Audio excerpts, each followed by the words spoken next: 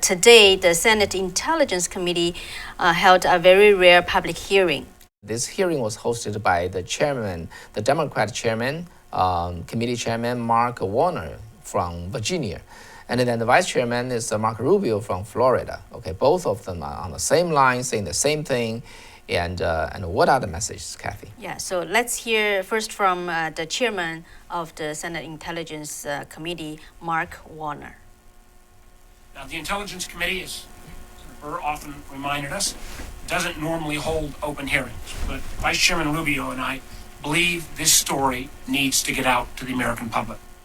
Okay, he believes it's so important that it needs to be heard by the American public. So what Mark Rubio, the vice chairman, says? Because the members of this committee because of the role they play, have a very unique insight into this horror show that's playing out before our eyes in the 21st century. The title of this hearing is The Long Arm of China. The long arm of China is not some futuristic threat. It's already here. Yeah, so Mark Rubio said horror show. When they open it up and find out what the CCP is doing to our country, it's a horror show. And why did he say so? Mm-hmm. So they invited experts to just testify to illustrate the counterintelligence activities by the Chinese government, the CCP, such as cyber attacks against U.S. companies and critical organizations, malign influence operation at all levels in the United States, and how they steal billions of dollars in U.S. intelligence property. One of the witnesses. He is the director of the National Counterintelligence and Security Center, NCSC.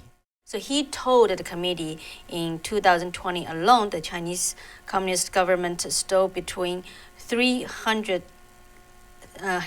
billion to 600 billions in U.S. intellectual property and trade secret. So what does that mean to the economic loss for United States families?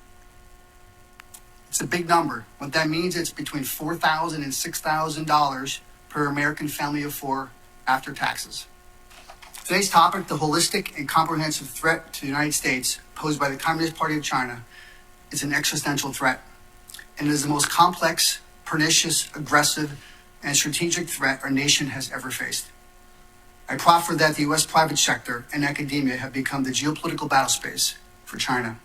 Mark Rubio continued to say, today, China is already carrying out the biggest illegal wealth transfer from one nation to another in the history of mankind. Today, the Chinese Communist Party has more control over what Americans can say, what we can hear, what we can read, what we can watch, than any foreign government has ever had in our history. So exactly how much control the CCP has over Americans, and what's one of the ways that CCP does that most Americans probably are not aware of? It is estimated that 80% of American adults have had all of their personal data stolen by the Communist Party of China. The other 20%, just some of the data.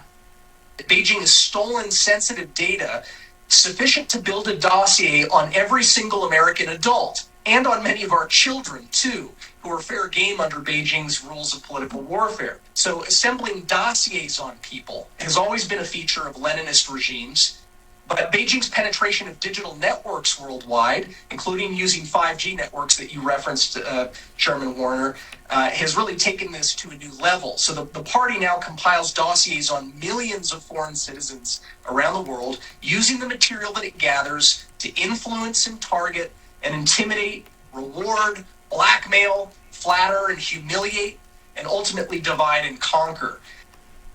So and this is Matt Pottinger. Yeah, he's the vice national security officer of the Trump administration, and then previous speaker of Trump's administration.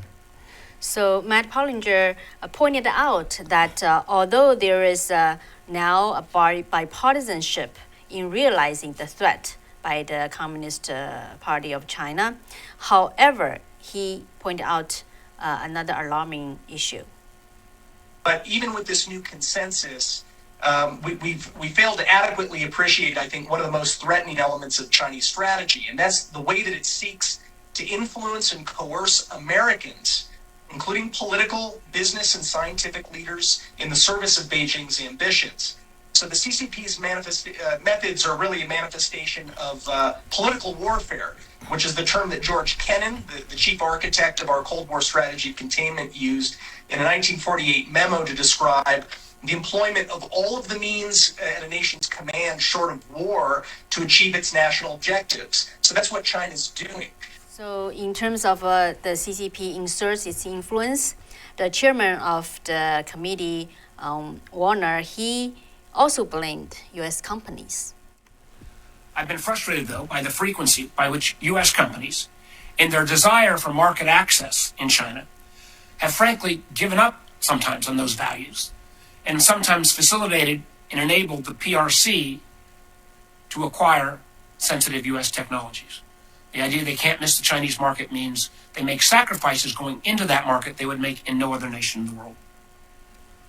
Yeah. So what are the other reasons?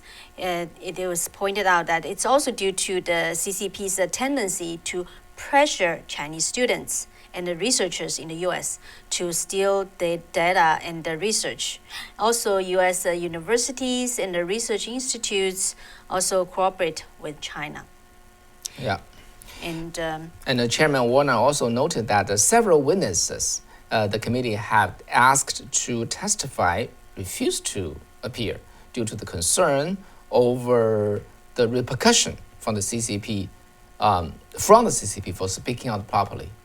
This is happening in our country, in our U.S. Senate. Yeah. You dare not speak out because they can get to you. Yeah, they may lose the access to Chinese market. Right.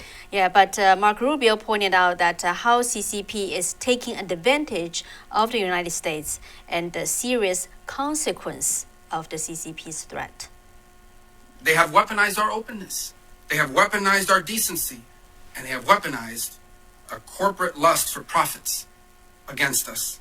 And if we don't wake up and we don't address this now, the America our children are going to inherit very soon could very well be one where the sanctimonious preachings, as someone once said, the sanctimonious preachings of a genocidal communist tyranny will be the only thing that Americans will be allowed to hear or say about China. And Bill Evanina, he urged the need to take strong actions to confront the Chinese government for its actions. This is a threat pertaining to a draconian communist country with an autocratic dictator who is committed to human rights violations and stopping at nothing to achieve his geopolitical goals. To effectively defend against China and compete effectively, we must put the same effort into this threat as we did to combat terrorism in the past 20 years. I would suggest the threat posed by the Communist Party of China is much more dangerous to our economic and military viability as a nation. Yeah, and the chairman, Warner, he just had a big wake-up conclusion. It's clear that I think our country is facing a new Sputnik moment. Sputnik moment. If there's people who don't know about that, on October 4th of 1957, Soviet Union sent their first Earth satellite into the orbit. It's called Sputnik, and then that was Sputnik. That moment really shocked and awakened American people. Since then, Americans entered this space race, and then which is part of the Cold War. And after 30-some years, America win the Cold War. Soviet Union disintegrate. Yeah, that was the moment. And then now the CCP's threat to the U.S. is a new Sputnik moment.